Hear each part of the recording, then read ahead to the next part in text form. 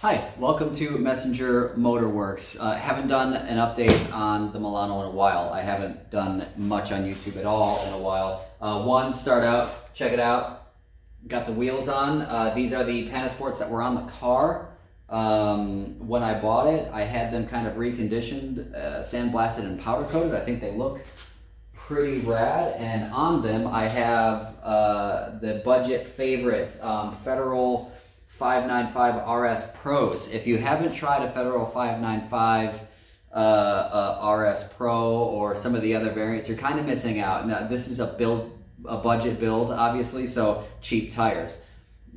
But the performance can be pretty shocking out of this particular 595 RS Pro. So just give them a look. If you got a nice expensive car, don't put these on it. But if you got kind of a budget car, it's kind of fun to toy around with these cheap tire compounds and just kind of see how they feel compared to the Bridgestone RE71Rs and the Toyo 888Rs, tires like that.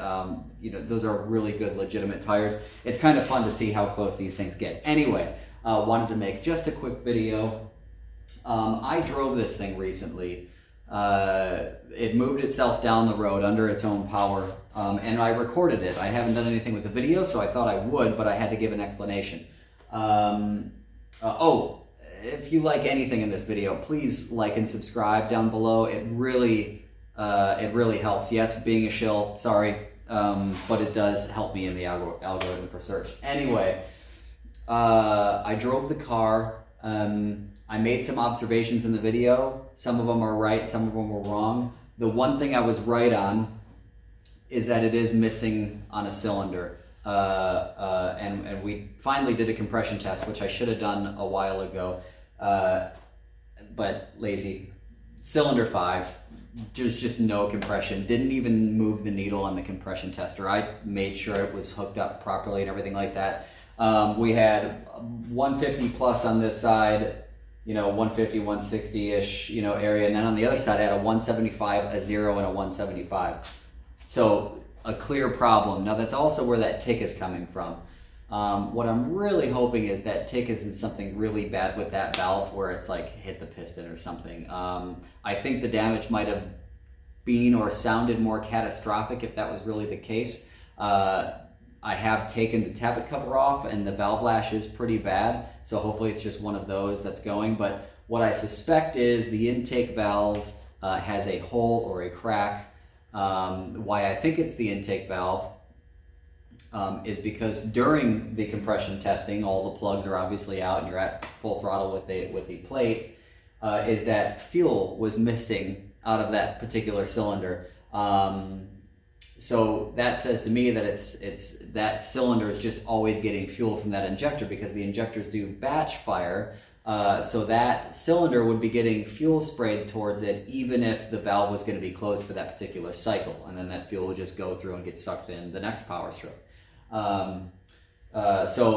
Which is a little odd because it points to another problem. The Bosch system is not supposed to dump fuel under full throttle condition at startup, and I think it starts at like 98% throttle. What that might say to me is that the throttle position sensor isn't quite adjusted properly, so the computer's never actually seeing 100% throttle.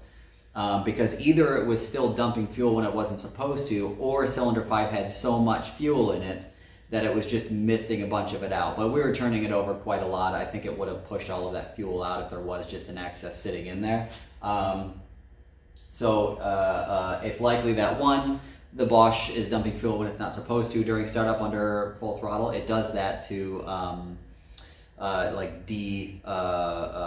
deflood the engine or unflood the engine. That's what that's for.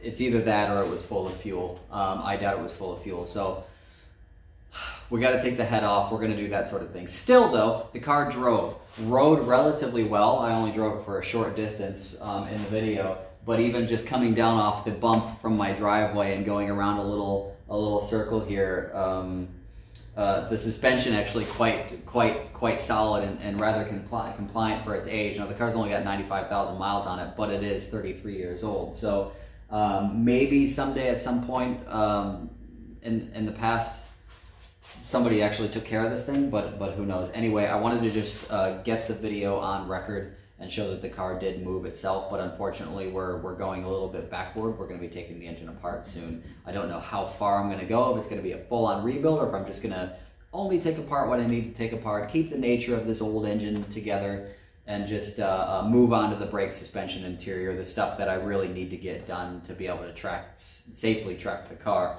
The engine can just sit here and make 150 horsepower, 140 horsepower, whatever it wants to, as long as it just propels the car and I get to stomp hard into the brakes into the corner. That's the fun part.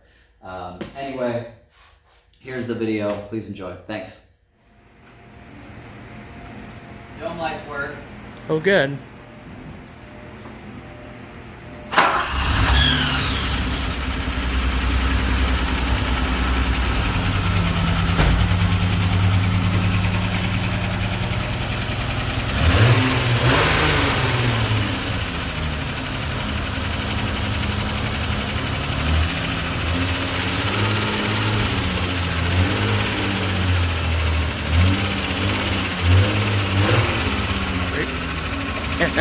Good, good.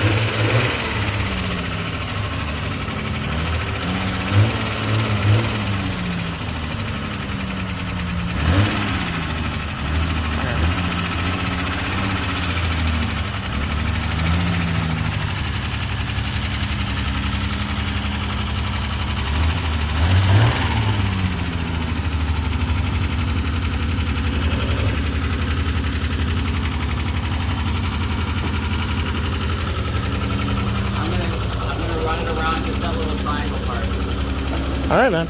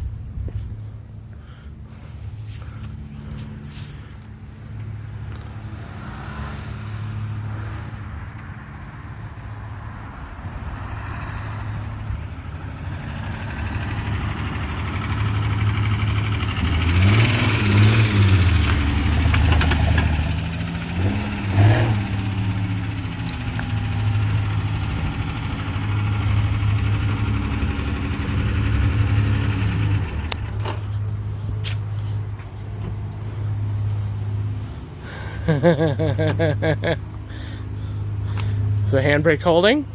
Handbrake's not on. Oh, okay. Using the gear. Well, that it doesn't have much power. It when you're on the gas and asking it for load, it feels like it's down a cylinder. It sounds really smooth when you're just revving it, but and I'll look at the video later. Yeah. To just kind of see, but it definitely doesn't sound like great under load.